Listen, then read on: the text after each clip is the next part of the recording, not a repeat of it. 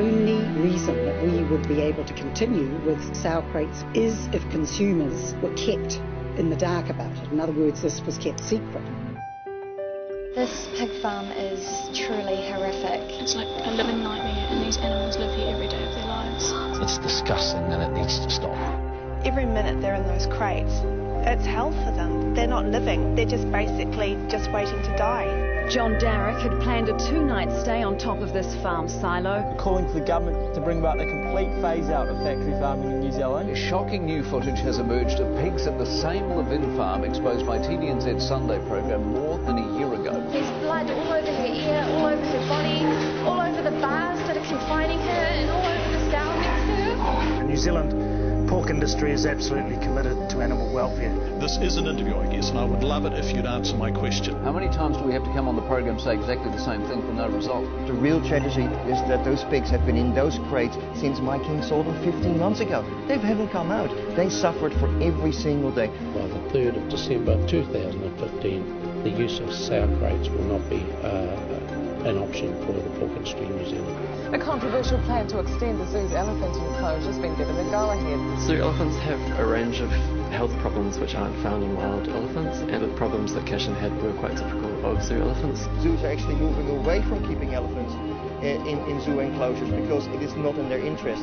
Catch a Cray has been operating in 7 or 8 pubs around the North Island. Hunters pay to catch their own crayfish using a metal claw. Those crays are walking around, happy little chappies. Patrons and protesters sharing their thoughts about this, the Catch a Cray. These machines will catch the crayfish about 30 times, like handling them, before they're finally dragged out of the machine. Mainstream New Zealand doesn't like to see animals being abused. And they aren't being abused, Mr. Creek. They aren't being abused. Here is the evidence. They were the forgotten victims of the Christchurch earthquake.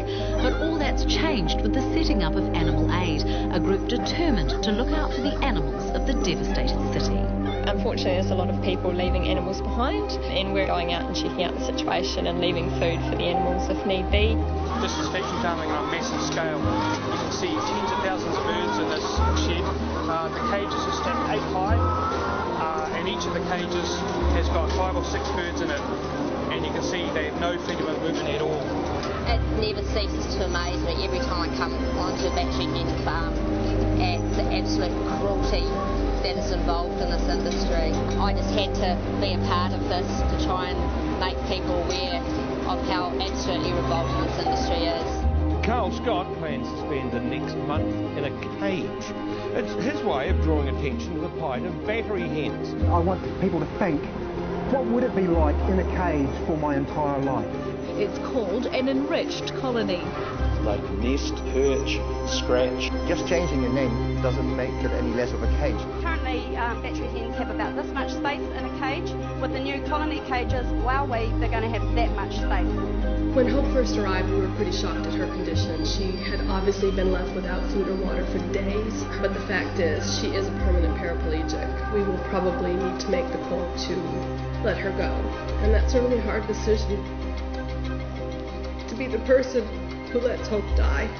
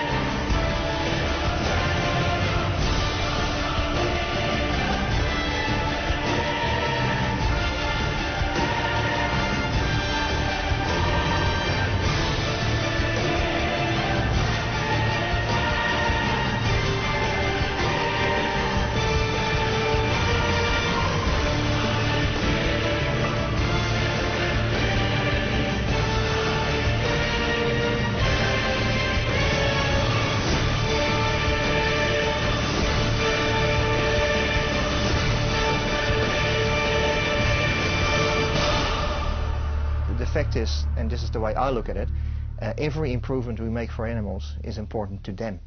To me, animal rights is one animal at a time.